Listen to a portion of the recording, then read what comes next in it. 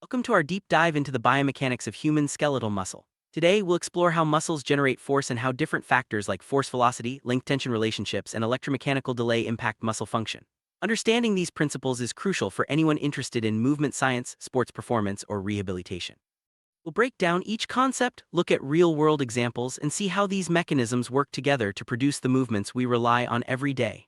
Let's start by setting the stage for why these relationships matter in both daily life and athletic performance. Muscle force generation isn't just about how strong you are, it's shaped by several physiological factors. The main ones we'll discuss are the force-velocity relationship, the length-tension relationship, and electromechanical delay. Each of these plays a unique role in determining how much force your muscles can produce and how quickly they can respond to demands. By understanding these, we can appreciate why some movements feel easier or harder, and why training can improve performance in specific ways. Let's begin with the force-velocity relationship. This principle describes how the speed of muscle contraction changes depending on the load or resistance. When resistance is very low, muscles can contract at their maximum velocity. However, as the resistance increases, the speed of contraction decreases. This relationship is fundamental in activities ranging from sprinting to lifting heavy objects, and it helps explain why you can move lighter weights faster than heavier ones. Better understand the force-velocity relationship, let's look at a visual representation. Imagine a graph where the x-axis is contraction velocity and the y-axis is force. At one end, with negligible resistance, the muscle contracts quickly. As resistance increases, the contraction speed drops, eventually reaching zero at the isometric maximum, where the muscle generates force but doesn't change length. This graph helps us see the direct connection between load and movement speed. Muscle contractions can be concentric or eccentric. In concentric contractions, the muscle shortens as it works, like when you lift a dumbbell. As the load increases, the speed of concentric contraction slows down. In contrast, eccentric contractions occur when the muscle lengthens under tension, such as lowering a weight. Interestingly, as the load increases, the velocity of eccentric contraction actually increases away from the isometric maximum. This distinction is important for understanding muscle performance and injury prevention.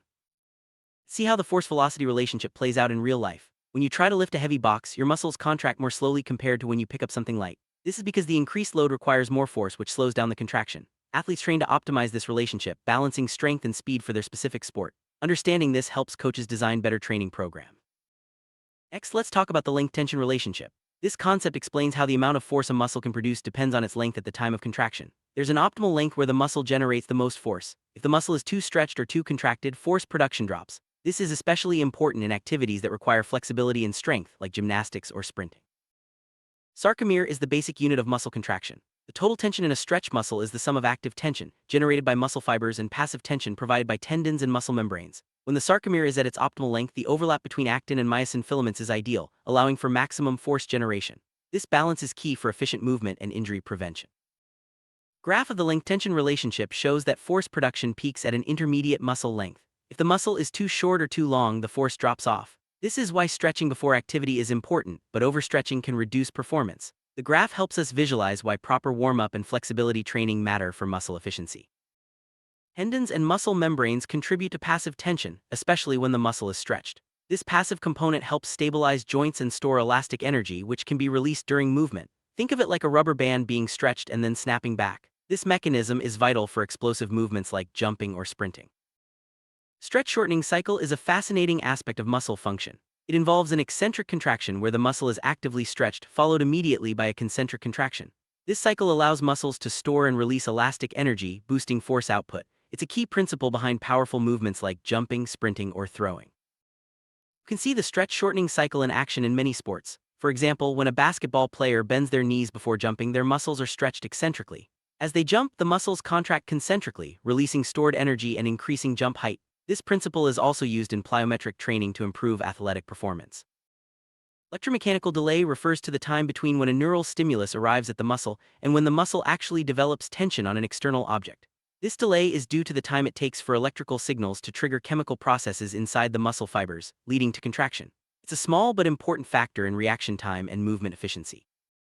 The graph of electromechanical delay shows the lag between the neural signal and the onset of muscle force. This delay can vary depending on muscle type, fatigue, and training status. Athletes often work to minimize this delay through explosive training, which can improve reaction times in sports and daily activities. Electromechanical delay might seem minor, but it can make a big difference in activities that require quick reactions like sprinting or catching a ball. A shorter delay means faster force production, which can be the difference between winning and losing in competitive sports. Understanding and training to reduce this delay is a key part of athletic development. Now that we've covered force velocity, length tension, and electromechanical delay, let's see how they work together. Every movement you make is influenced by these factors. For example, jumping high requires optimal muscle length, fast contraction velocity, and minimal delay. Training programs often target all three to maximize performance and reduce injury risk. Coaches and athletes use knowledge of these relationships to design effective training routines. By focusing on specific muscle lengths, contraction speeds, and minimizing electromechanical delay, athletes can improve their strength, speed, and power. This science-backed approach leads to better results and safer training. Understanding muscle biomechanics isn't just for athletes. Physical therapists use these principles to help patients recover from injuries. By adjusting exercises to optimize force velocity and length tension relationships, therapists can promote healing and restore function more effectively. This knowledge is essential for safe and efficient rehabilitation. Even in daily life, these muscle principles are at work. Whether you're climbing stairs, lifting groceries, or playing with your kids, your muscles rely on optimal force production and timing.